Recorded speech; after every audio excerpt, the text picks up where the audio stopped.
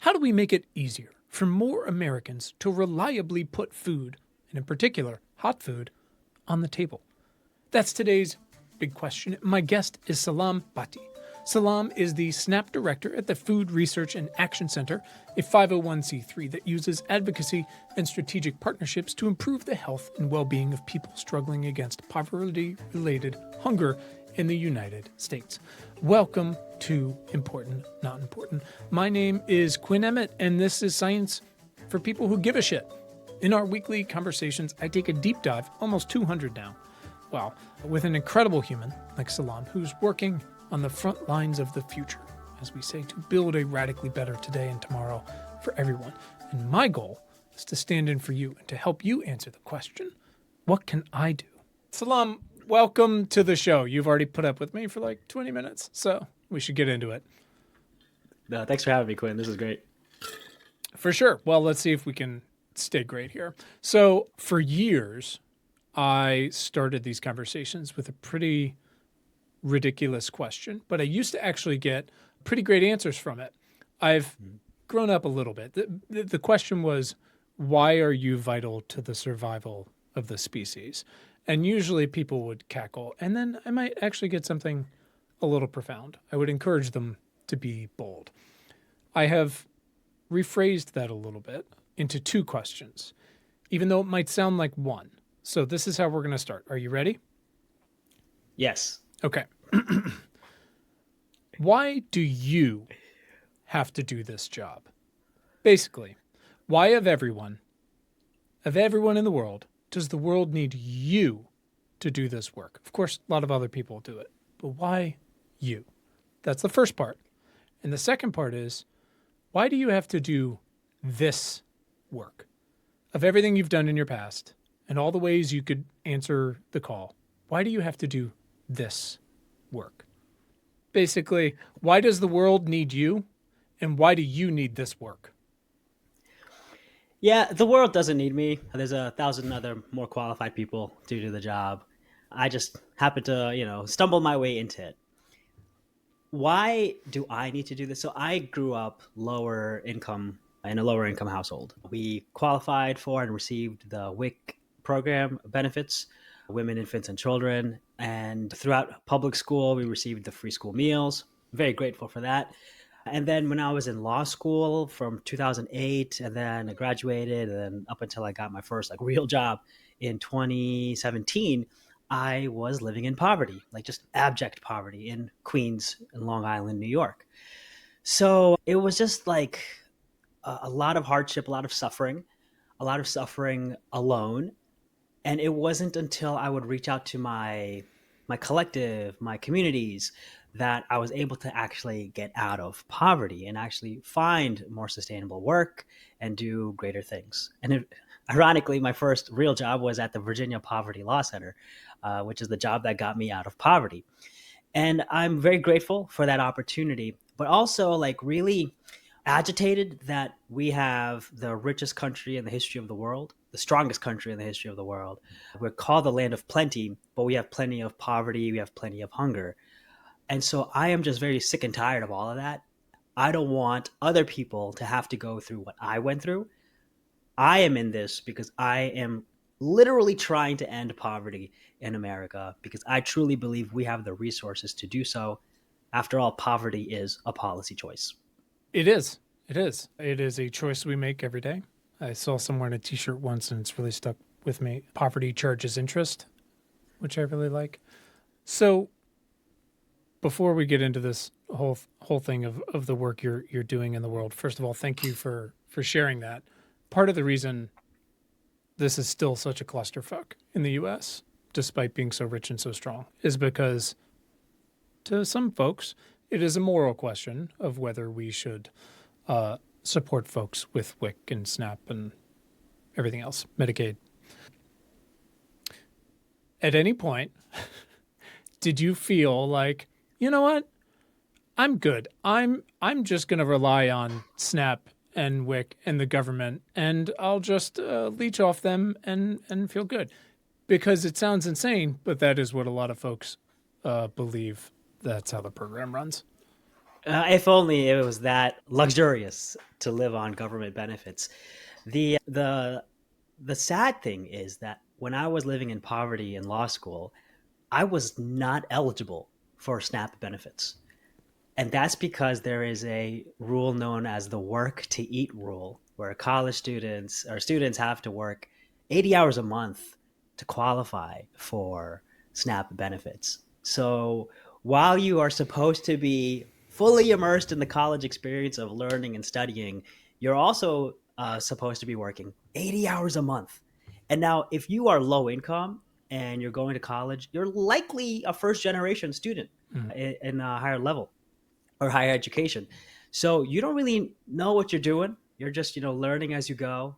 And then on top of that, you got to work 80 hours at most likely a minimum wage or low wage job.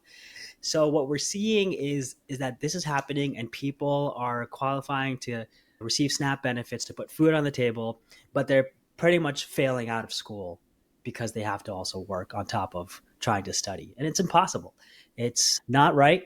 It shouldn't have to be this way, which is why we're pushing for legislation to repeal that rule and let college students be eligible simply because they are in college trying to make for a better future. Thank you for sharing that. That is supremely helpful. And just another thing. Do you remember, was it Happy Gilmore or Billy Madison? Where Steve Buscemi has the list on the wall of people he's going to kill and he crosses out. I can't remember which it is, but I have that list of things that just make me angry every day. And this is clearly now just one of them. Oh yeah, we we can get very angry, but we gotta laugh through the pain. Yeah, 100%. Laugh and stir up some trouble here. So, just Yep. to clarify, that rule, and we can get into this, is that also tied up in the Farm Bill? Is it federal? Is that by state? Where would we take action on that? It's federal, and it would to be actionable through the Farm Bill by including one of the pieces of legislation that is designed to undo it, which is called the EATS Act, EATS. And if we could roll that into the Farm Bill, that would make some amazing moves for college students across the country, especially considering that so many college campuses have food pantries popping up. Hmm. And that's as noble as it is that students are coming together to put these things together. It's horrifying that we have to have that in America. So let's paint the picture a little bit for folks. And there's so many different ways to come at this. But I recently tried. So the young woman who booked you on the show, Willow, who works with me again 1,000 times smarter, more capable than I am, she is Canadian, and so I had to explain to her recently what the Farm Bill is, and the what do they call the things in hyperobject, the things that are so big that you can't comprehend like how big they actually are, that's Uh-huh. basically the Farm Bill. Why is SNAP tied up in this? And why is SNAP among the biggest pieces of the Farm Bill, which has, I think, was supposed to be passed last year and then just expired again recently, right? Last month, something like that. Give us some feedback of, again, how SNAP fits into this big puzzle. Yeah, so SNAP stands for the Supplemental Nutrition Assistance Program. It is it's one part of the Farm Bill. The Farm Bill has many different parts. They're called titles. Title 4 is nutrition, and that's where SNAP falls in. And it kind of gives us like this bipartisan approach to the Farm Bill. It provides a balance so that it's not just all things going to farms and households with low income are left in the dust. These two big, massive entities come together, and the Congress members, policymakers are able to work together to put some bipartisan things through. So, historically, the precedent is always that this was a bipartisan process. Let's make sure farmers can make the food and that households that are going hungry can get some benefits to put food on the table. But last year, we saw the Farm Bill go partisan. The biggest thing that we saw and that we're continuing to see to this day is that there are some members of Congress who want to cut $30 billion, that's billion with a B, from SNAP benefits, not from administration, not from this or that or the other, but from From the actual benefits that and people receive. and just so we know, 30 billion out of how much? Oh man, I you were talking about things that are so big that you can't even picture it. I do not have the But I budget mean, just numbers in front of me. like not for the whole farm bill, but 30 billion out of how much in benefits are given out. Right. So the average benefit is about just over $6 Okay. per person per day. So it's not, again, going back to the question of why not just live on it? You can't. Yeah. You can't live on it. You can barely survive on it. So what they want to do is they want to cut $30 billion over 10 years. And this is at a time when the USDA just put out a report a few weeks ago saying that food insecurity is on the rise. We're also aware that grocery stores are charging a lot more. So the SNAP benefit, let alone your dollar, is not going as far as it used to. So cutting $30 billion at this time is a non-starter. So if the farm bill from either the House or the Senate has this in it, it's not going to pass. It's not going to go through. It's going to be blocked immediately. And the president, of course, would not sign it. So we have to look at the silver lining of this USDA report and meet the moment. We have to have a SNAP program that it doesn't go back to where it is already. We need to make it stronger considering the times we're in. Sure. And now inflation is starting to come down a bit. Why is food insecurity still rising? Can you talk to us about how that's such a systemic, I mean, obviously poverty is, but in particular food insecurity, how it ties into housing and everything else? So everything has gone up, right? We saw housing go up a whopping, like 30, 50%, something outrageous. We've seen wages not increase at that rate. Inflation from a year or so ago was massively higher than it has been in the past year. But again, it's all coming together at a time when the welfare benefits are simply just not enough. One of the things that we can say is that the SNAP benefit formula is based on something known as the Thrifty Food Plan. Okay. There's 4 different types of formulas that the USDA can look at when, determining benefits. A Thrifty Food Plan is the lowest one. It's the cheapest one. It's the most minimal one to have some sort of nutritious diet. So what lawmakers want to do is they want to cut money from the lowest plan, which is just ridiculous. Now, when it comes to why is food insecurity rising, the USDA report didn't conclusively say why food insecurity is rising, but we can say, inflation, wages, housing costs, because the rent always eats first. Utilities, it was a hot summer. People with AC were using a lot more energy for that if they are blessed to have even a working AC unit. We saw gas prices are higher, so it takes money to get to their jobs. Picking up kids, childcare is high, and there's not enough subsidies associated with that. This also came at a time when the pandemic benefits are now wiped clean. There's no increased emergency allotments. There's no child tax credit expansion. The PEBT, pandemic EBT, is gone. So it's just like we're now back to normal. And we now see that the government could end poverty, but deliberately chooses not to. Tell me a little bit about, and this is going to seem ridiculous because I realize the answer is there isn't one, but what is the professed rationale between cutting $30 billion out of benefits alone? Again, like you said, not overhead, not admin, not people, out of actual benefits, out of the cheapest algorithm. The lawmakers say they want to take that $30 billion, and I'm cueing the Patrick Starfish meme, and move it over to the farmers for something about commodities. And it's like, well, didn't we just send like $20 billion in foreign aid? That'll last a few months. And now you're trying to cut $30 billion over a 10-year span. Like, we need to get our priorities in order.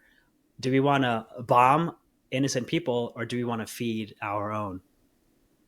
So again, just setting the table, because part of the reason I asked the question is of why are you here? Why do you do this work? Why do people need you to do this work? Is we so often have folks on the show who are doing a specific job because they have experienced it some way. They grew up in poverty. They were in law school in poverty. We had an incredible gentleman out of Iran whose dad had this undiagnosable muscle dystrophy, and he grew up and became a scientist and solved it, but not in enough time to cure his dad. But we also have people who go, I'm just inspired and I want to fix a bottleneck that'll unlock more things. But as many people in the US, and I have the number, but I want you to talk about it, rely on WIC and SNAP. There's a lot of folks that don't, because obviously we have a lot of inequality, which goes both ways. So a lot of people don't know what it's like to live on that $6 and depend on it to understand. So let's set the stage. How many people today in 2024, especially as all the pandemic child tax credit and all that stuff has expired, how many people rely on SNAP right now? Over 42 million people rely on SNAP right now.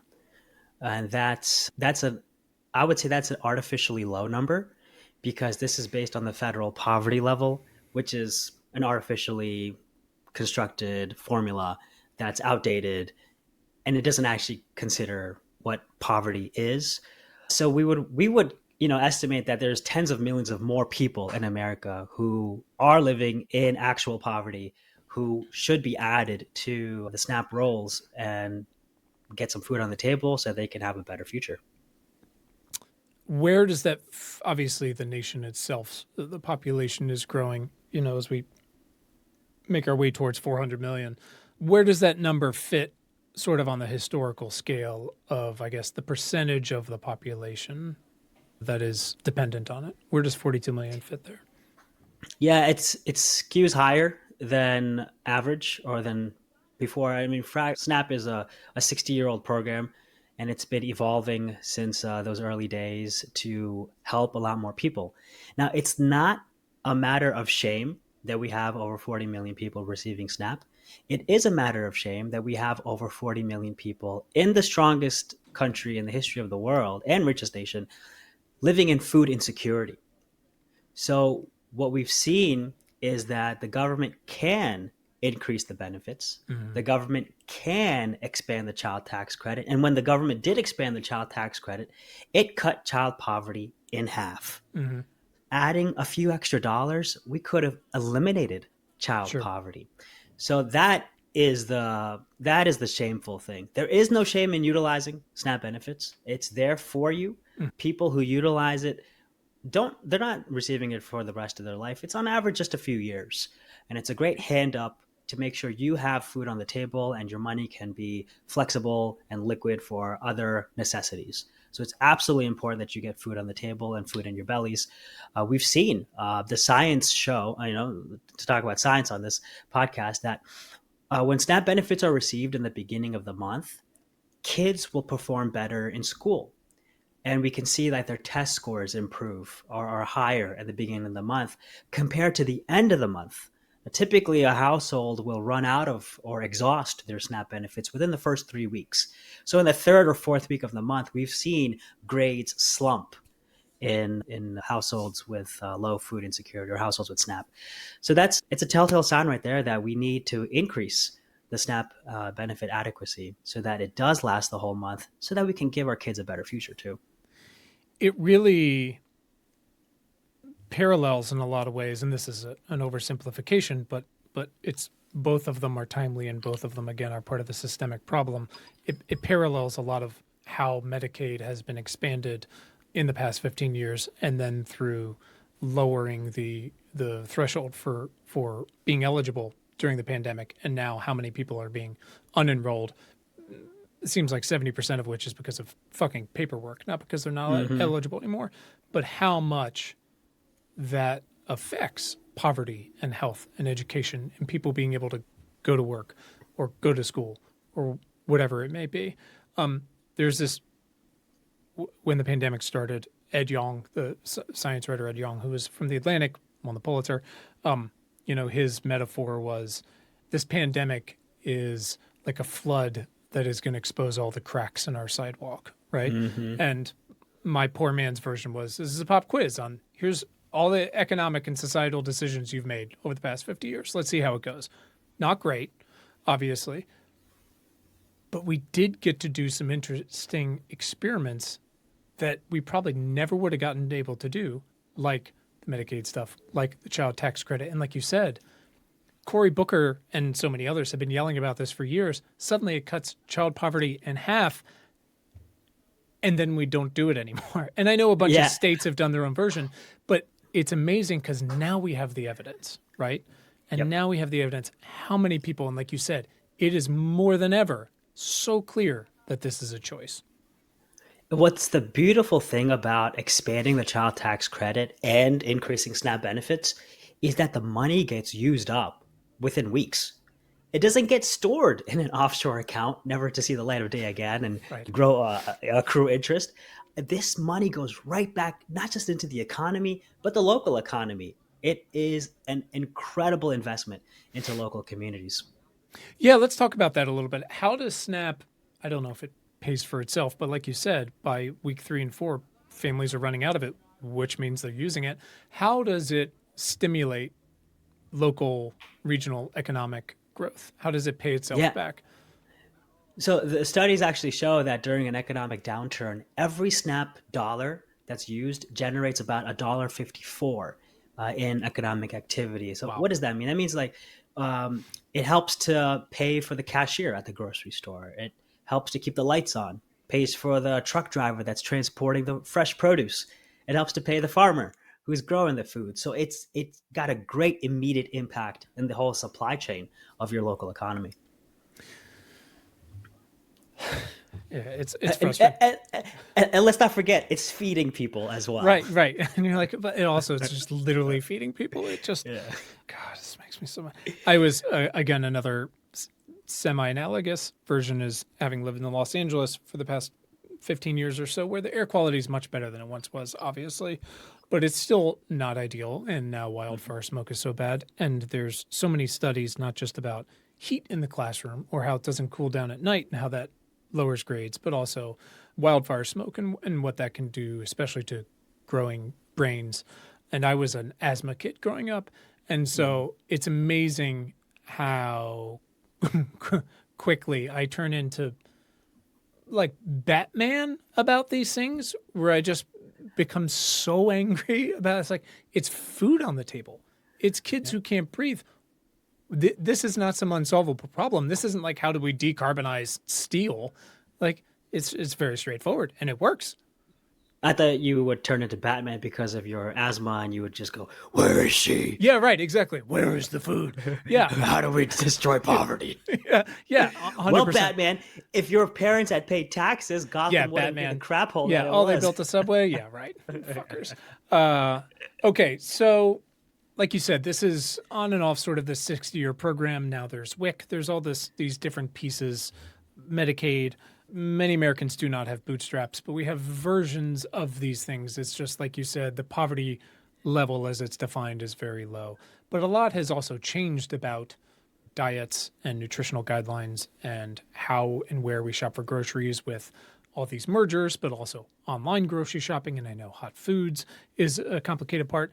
Yeah. How has SNAP and WIC kept pace, if at all, with nutritional guidelines, farmers markets, trying to keep up with grocery shopping and online shopping, things like that? Have we seen actual progress in those places?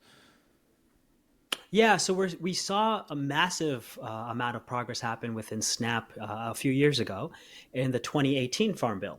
This is the first time that the Thrifty Food Plan that I talked about earlier, the formula for SNAP benefits, actually got updated to reflect the true cost of having a nutritious diet to go with the foods and beverages that are available today, and to even consider other things like what are people buying, and the fact that, hey, 60 years ago, we had a much different workforce, a whole different family environment where the man was working and the lady was staying at home. Now, a lot of women are working, and it's no longer, people don't have like 16 or 20 hours a week to cook from scratch, which is what this other formula thought, or this outdated formula was providing. So with a Thrifty Food Plan update, we saw all these things get taken into account for, and the SNAP benefit increased by about $1.20 per person per day. So that was great. Of course, $1.20 isn't that much, but it's a step in the right direction. And we know incrementalism is the word of the day every single day in Congress. So what the Thrifty Food Plan update did was it said, hey, we're going to update this. Here's the new things we're going to keep an eye on. And then we're going to update this every 5 years. So that is what some Congress members are up in arms about, that this increased the spending for SNAP. And so what we want to do is we want to stop that. And that's going to be that $30 billion cut. So that's one thing. And that's one way that SNAP has kept abreast with nutritional changes. What about, again, just practicals? Can you use it for hot foods now? Like you said, who has time to cook at home? And like, I love to Ooh, cook. yeah. I never have time. I know hot foods is a thing. What about ordering groceries online?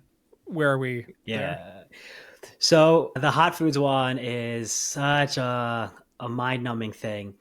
If you were taking the Snap challenge that Frack likes to host every year, and this is a trailer, a teaser trailer, well, next year we should be doing the next Snap challenge. Great. You might think, hey, I have, just over $6 per person per day to spend. I'm just going to buy a rotisserie chicken and I have meals for like a week. But guess what? You cannot buy a hot rotisserie chicken with your SNAP benefits. You cannot buy any hot foods with your SNAP benefits. It's a really weird law that has no scientific basis. There's no mathematics behind why you cannot buy hot food. It's in the federal codes. It's something that we are trying to repeal. And currently, in either the House or the Senate, the House has some sort of semblance of a committee farm bill.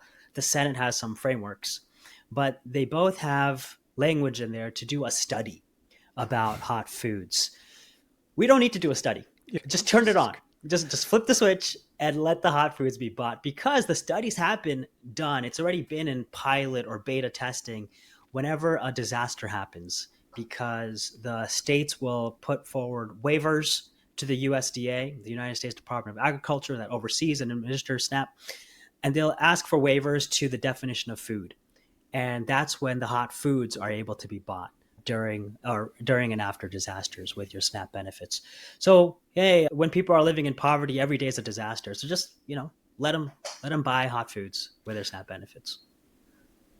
I have so many things I want to shout about. One, I have good and bad news about disasters.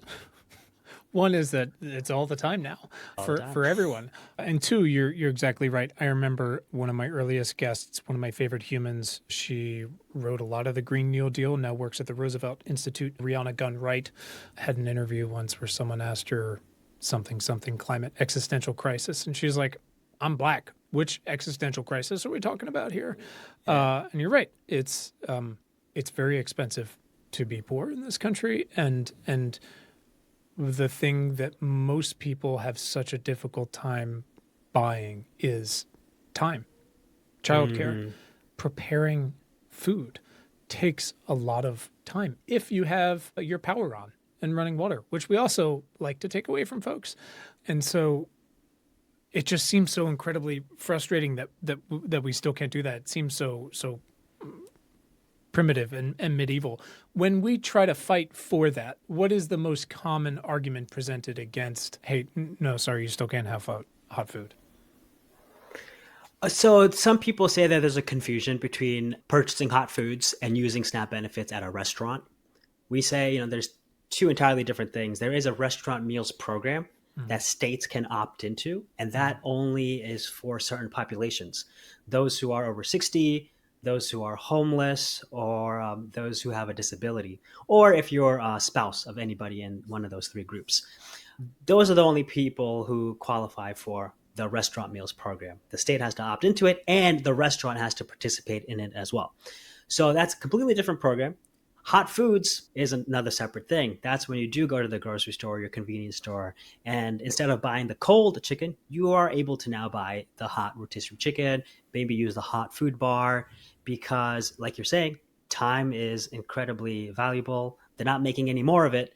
So when you have to juggle taking care of your kids while maybe using public transit to get to the store, trying to figure out when you're going to your next job and the multiple jobs you're juggling as well, hot foods can go a long way to saving you time.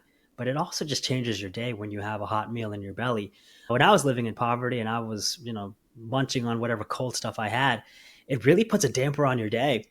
But then when, like, on the occasion I got a hot meal, oh my God, it was a night and day difference in how you feel.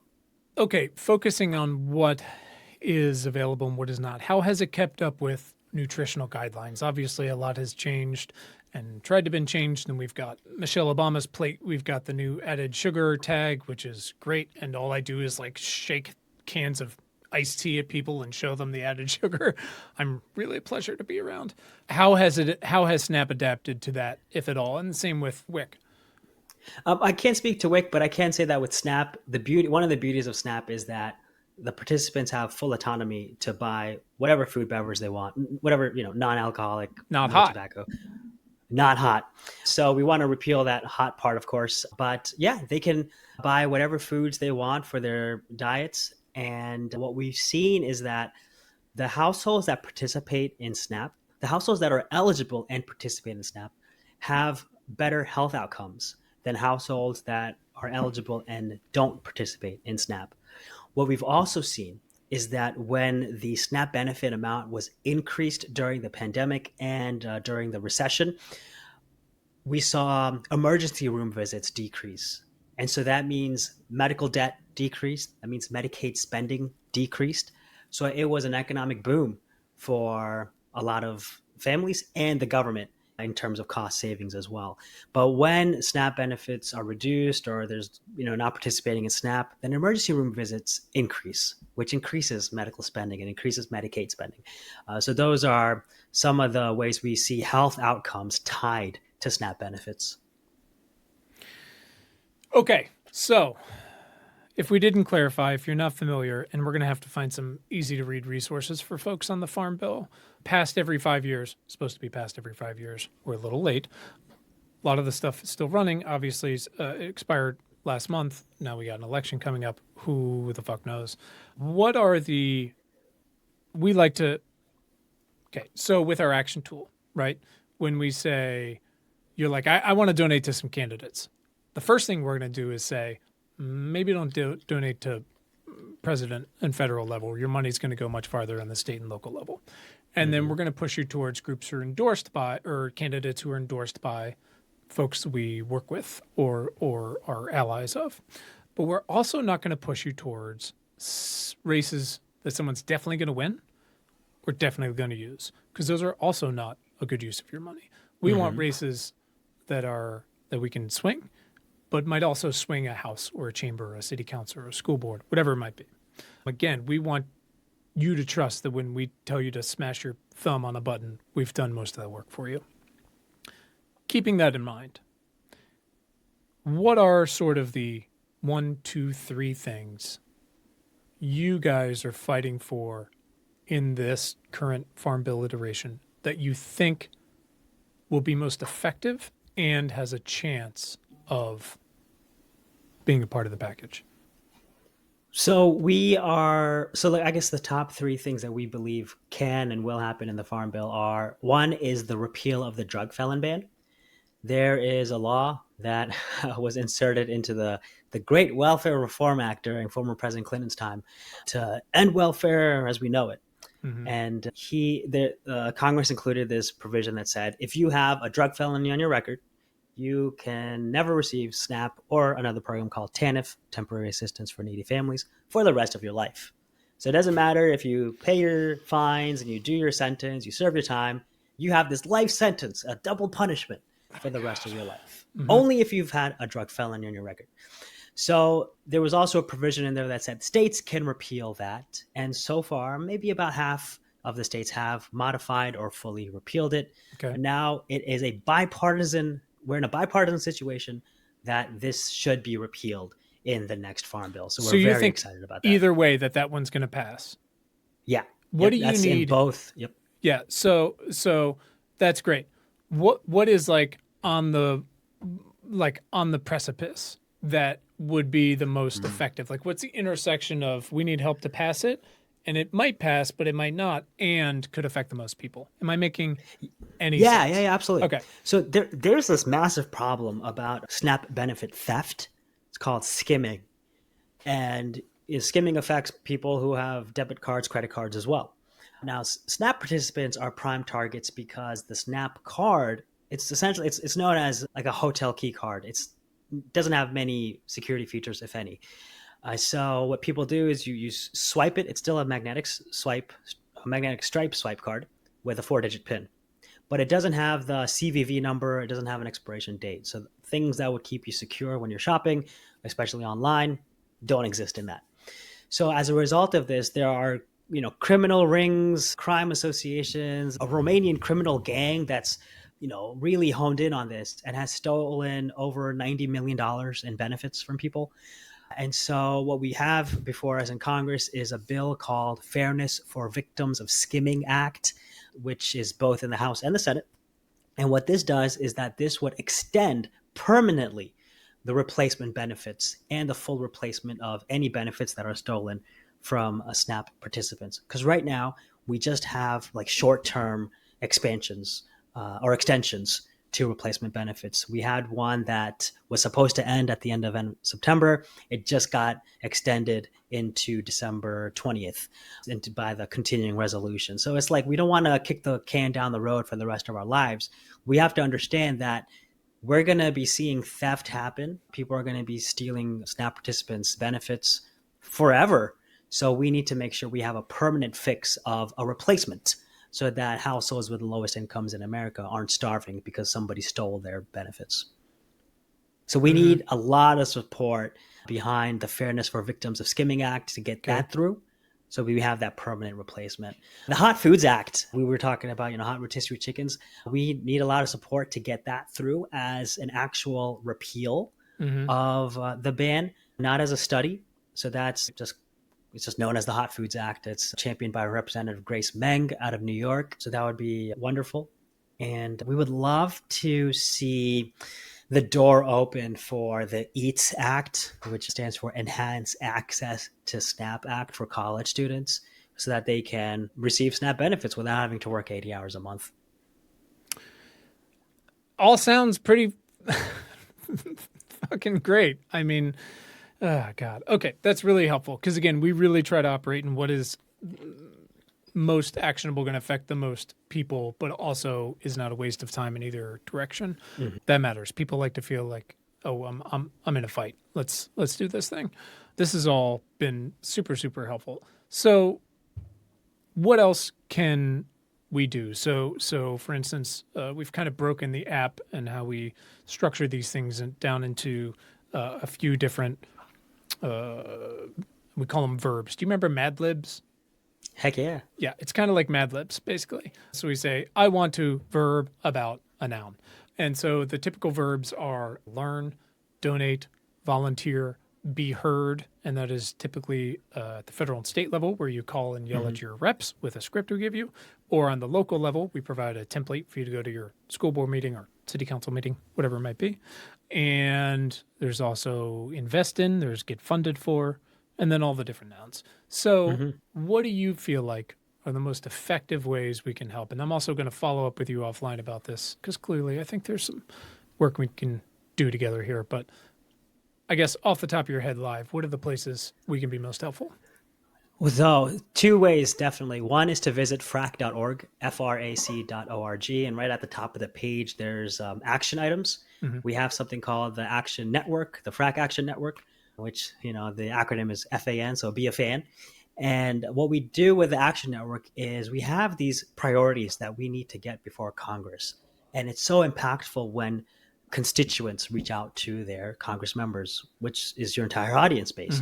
So we need all of you to encourage your Congress members to prioritize ending hunger in America through specific actionable items that we continuously update on our website. And one of the current ones is about supporting the permanent replacement of stolen SNAP benefits. We also at FRAC focus on, my colleagues will be focusing on WIC and passing healthy school meals for all, strengthening child nutrition programs. So this leads to the second thing that, if you can, donating to FRAC is a worthwhile investment because we are at the head, we are at the helm of championing amazing policies, strengthening incredible federal nutrition programs, all the while also looking at root causes and seeing how can we truly end poverty-related hunger in America. Great. Those are super helpful. Anything else? Any other groups you really feel like are doing excellent work should be congratulated and thanked for doing excellent work or deserve support? We have so many wonderful partners across the space because you cannot do this alone.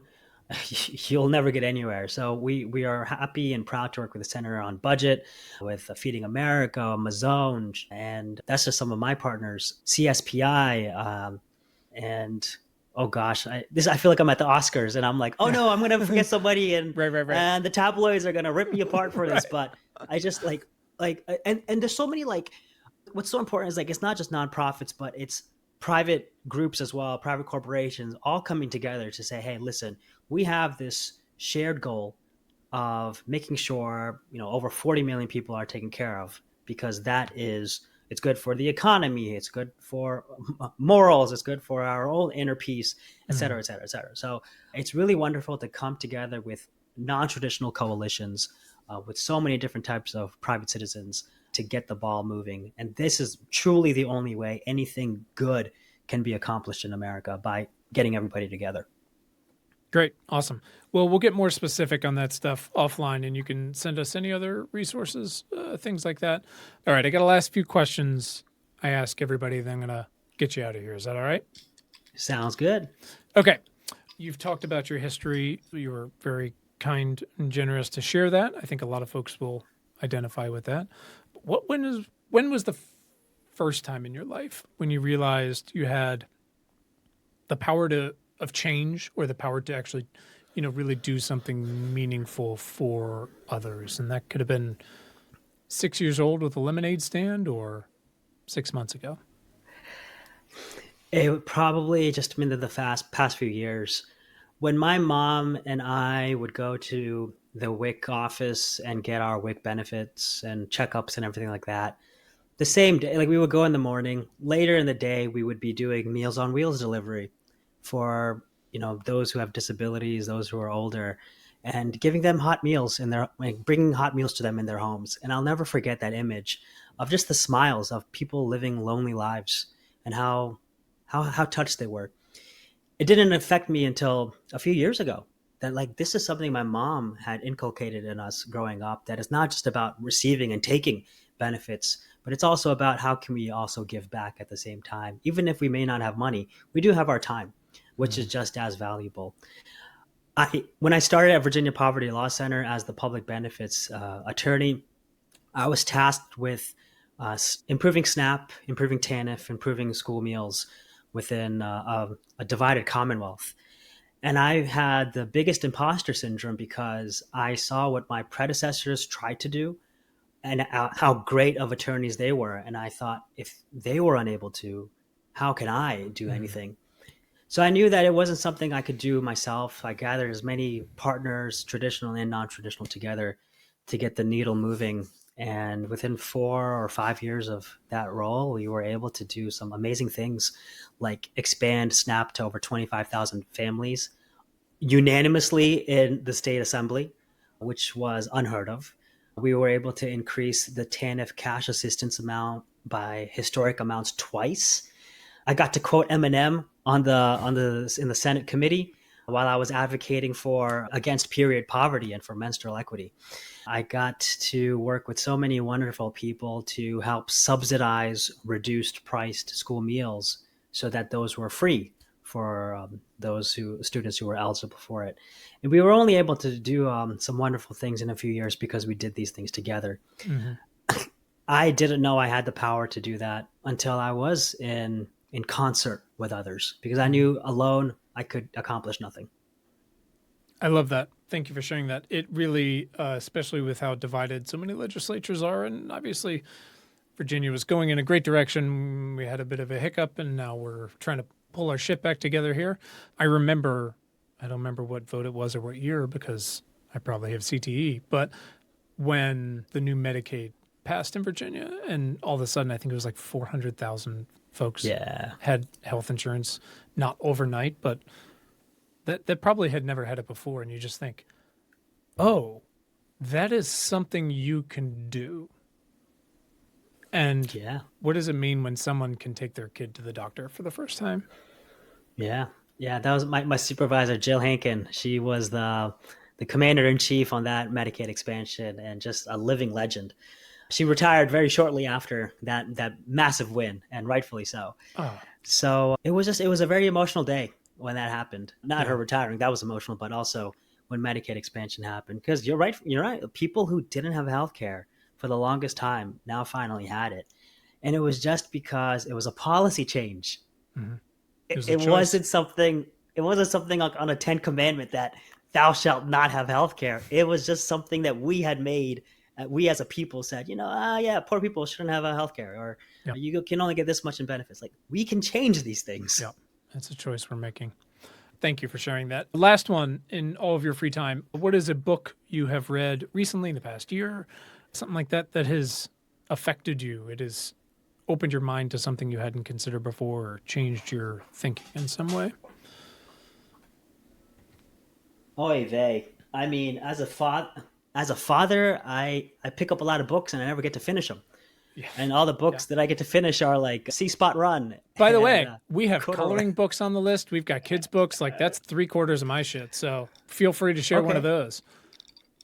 All right, so something that maybe I've read with my kids that helped me.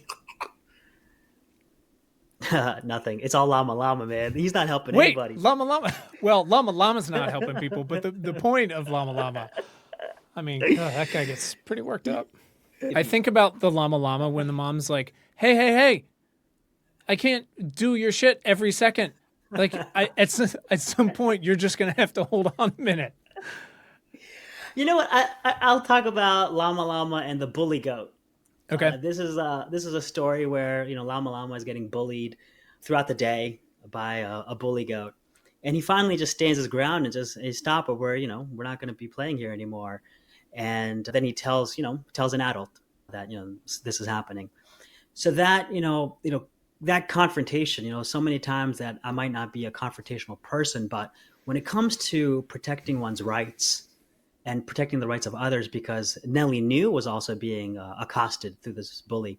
Llama Llama really stood up for her as well. Mm-hmm. So, Salama Llama may not be standing up for his own rights as much, but I like to consider I have over 40 million clients that I need to stand up for their rights. I love that. See, I told you Llama Llama was going to get it done. There's a reason. There's a reason. I'm telling you. I know. There's so many good ones out there. I read it. I'm like, fuck, this is really good. God, Berenstain Bears is still up there. So good. All right, Salam, where can our listeners follow you and your work on the internet? So if you want to follow me, I'm on TikTok at Poverty Lawyer and on Twitter at Salam. But, hey, Twitter, Frack Tweets, Instagram, Frackgram, to get the latest and greatest from our Frack colleagues and all the work we're doing to strengthen SNAP, strengthen WIC, improve child nutrition programs. Awesome. Rock and roll. We will throw all that in the show notes. Anything else? What did I miss that you want to get off your chest here before we let you go? We are going to see a farm bill within the next few months, I hope. And it's very important that everybody has their hands on deck to encourage their lawmakers to not bring SNAP to where it was, but to make it even better, especially during this time when food insecurity is rising and inflation is still affecting a lot of people.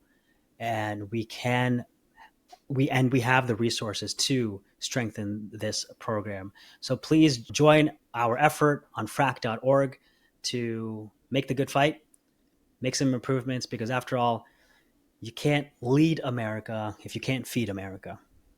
I love it. That's it. Important Not Important is hosted by me, Quinn Emmett.